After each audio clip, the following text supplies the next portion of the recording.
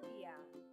Perkenalkan, saya Dian Nurdin, SPD, calon guru penggerak Angkatan 8 tahun 2023 dari SD Negeri 1 Pebun Oha, Kabupaten Konawe.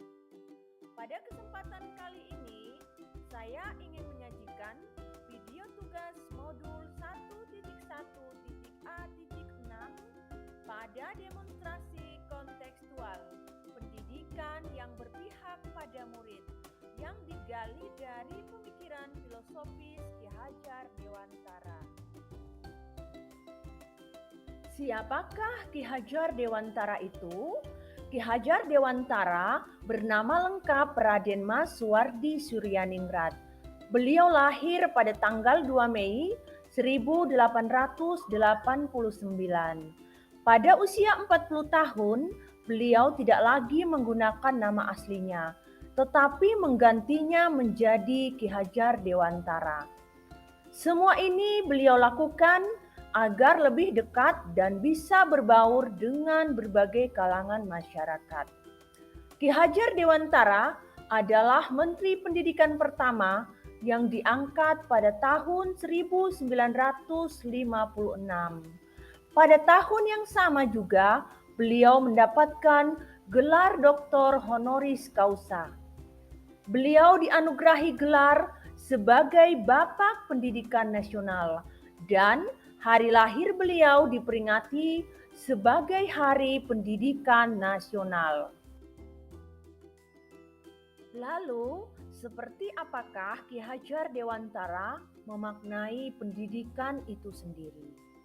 Menurut beliau, hakikat pendidikan adalah menuntun segala kekuatan kodrat yang ada pada anak, agar mereka dapat mencapai keselamatan dan kebahagiaan yang setinggi-tingginya, baik sebagai manusia maupun sebagai anggota masyarakat. Ki Hajar Dewantara juga menganalogikan bahwa pendidikan adalah tempat persemaian benih-benih kebudayaan yang bila mana benih-benih tersebut disemai, dirawat, dijaga, dan ditumbuh kembangkan dengan cara yang tepat, maka akan berperan membentuk sebuah peradaban. Ada semboyan Ki Hajar Dewantara atau biasa juga disebut dengan trilogi pendidikan. Semboyan ini sangat terkenal dan menjadi ikon pendidikan kita sampai saat ini. Yang pertama, Ingarso Sungtulodo, artinya guru di depan memberi suri tauladan. Yang kedua, Inmadio Mangunkarso, guru di tengah memberi ide dan gagasan. Yang ketiga, Tutwuri Handayani, artinya guru atau pendidik memberikan motivasi dan dukungan kepada murid-muridnya. Adapun filosofi pemikiran yang mendasari pendidikan yang ideal menurut Ki Hajar Dewantara antara lain: 1. Pendidikan yang humanis. 2. Pendidikan yang menuntun. 3. Anak bukanlah kertas kosong. 4. Petani kehidupan. 5. Menghamba pada anak. 6. Budi pekerti. 7. Bermain merupakan kodrat anak. 8. Merdeka belajar. Pendidikan yang humanis. Humanis artinya memanusiakan manusia yang berbudaya dan berkembang secara kognitif, afektif, dan konatif. Cipta, rasa, karsa. Dalam pendidikan harus mempertimbangkan kodrat alam dan kodrat zaman. Kodrat alam sebagai lingkungan alam, tempat peserta didik berada, baik kultur, budaya, maupun kondisi lainnya. Kodrat alam juga berhubungan dengan karakter dari anak itu sendiri. Pendidikan bertujuan untuk memoles kodrat alam menjadi hal positif dan lebih baik. Sementara, mengapa kodrat zaman harus diperhatikan? Alasannya sederhana, karena keterampilan yang harus dikuasai juga terus berkembang, sehingga pendidikan harus menciptakan anak didik yang memiliki kemampuan sesuai dengan zamannya. Pendidikan yang menuntun. Pendidik itu hanya dapat menuntun tumbuh atau hidupnya kekuatan kodrat yang ada pada anak-anak, agar dapat memperbaiki lakunya hidup dan tumbuhnya kekuatan kodrat anak. Menuntun bukan pada kodrat dasarnya, tapi untuk memperbaiki tingkah lakunya. Anak bukanlah kertas yang kosong. Menurut Ki Hajar Dewantara, dalam teori konvergensi yang dikemukakan oleh beliau, bahwa anak yang lahir itu diumpamakan sehelai kertas yang sudah ditulis penuh, tapi semua tulisan itu masih buram. Pendidikan berkewajiban dan berkuasa menebalkan segala tulisan yang buram dan berisi baik, agar kelak nampak sebagai budi pekerti yang baik, dan segala tulisan yang mengandung arti jahat hendaknya dibiarkan agar jangan tebal, bahkan jika bisa dibikin lebih buram. Berdasarkan teori Ki Hajar Dewantara tersebut, bahwa semua anak yang lahir sudah memiliki potensi baik ataupun potensi jahat. Tugas pendidik, dalam hal ini guru dan orang tua, adalah menyadari potensi baik tersebut dengan cermat, agar dapat dituntun dan dikembangkan dengan maksimal. Seorang pendidik diibaratkan seperti seorang petani yang menanam padi. Dalam menanamnya untuk jadi bibit unggul, maka petani harus memiliki banyak cara dan sabar dalam merawatnya. Seorang petani yang menanam padi hanya dapat menuntun tumbuhnya padi, memperbaiki kondisi tanah, menyiram, memupuk, ataupun membasmi hama. Meskipun pertumbuhannya dapat diperbaiki, tetapi ia tidak dapat mengganti kodrat sebagai padi. Dia tidak dapat mengganti menjadi jagung ataupun jagung menjadi padi. Begitu juga seorang pendidik yang tidak bisa mengubah kodrat seorang anak. Yang mungkin ia lakukan adalah menjadikan anak tersebut menjadi anak yang berkualitas dan memiliki karakter yang unggul.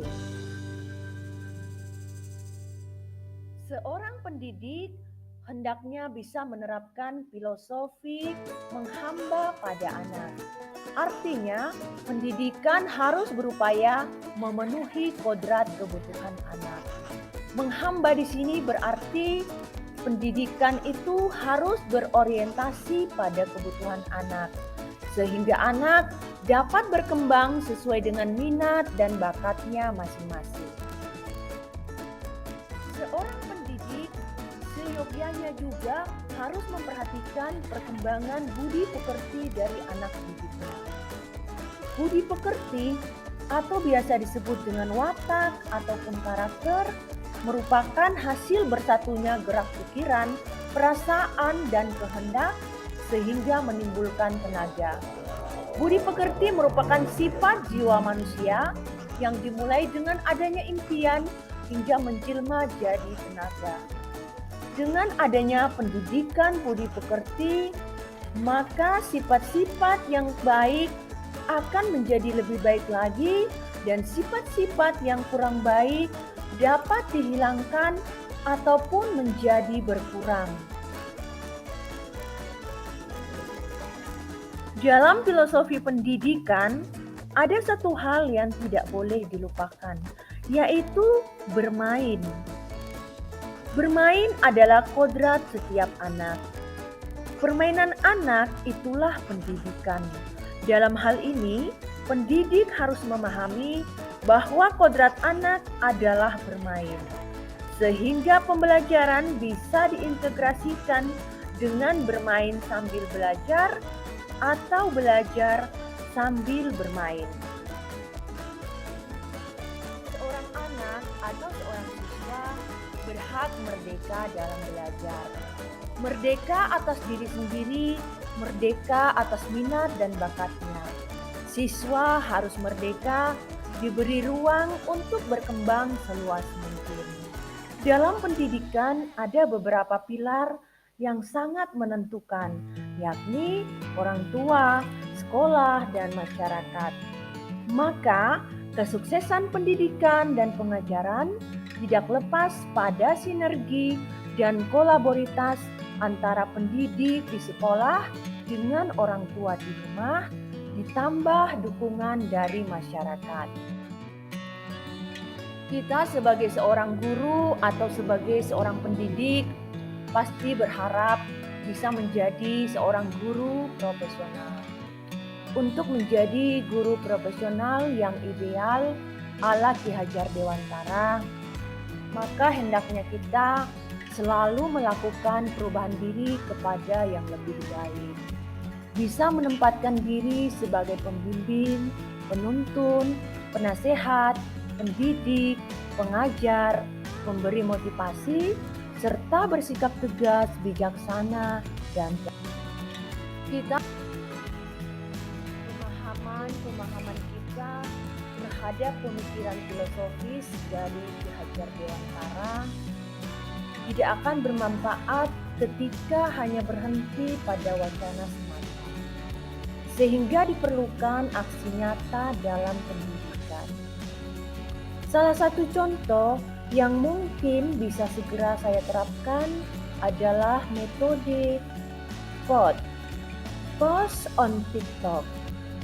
Mengapa hal ini saya jadikan sebagai sebuah metode? Karena hampir sebagian besar seluruh anak didik di kelas saya memiliki akun TikTok. Jadi dalam pembelajaran yang ada muatan bahasa Indonesianya, saya dapat mengkoneksikan dengan kebiasaan peserta didik menggunakan media sosial TikTok. Tentunya dengan mengangkat konteks kearifan lokal. Hal yang bisa dilakukan adalah mengeksplorasi budaya yang ada di sekitar masyarakat yang mencerminkan kekuatan sosiokultural masyarakat setempat. Demikianlah nilai-nilai filosofis yang ada pada pemikiran Ki Hajar Dewantara mengenai konsep pendidikan yang bisa saya paparkan beserta rencana yang ingin saya wujudkan sesuai dengan konsep pendidikan yang berpihak pada anak. Semoga video ini ada manfaatnya. Wassalamualaikum warahmatullahi wabarakatuh.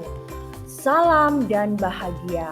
Guru penggerak, bergerak, tergerak, dan menggerakkan. Terima kasih.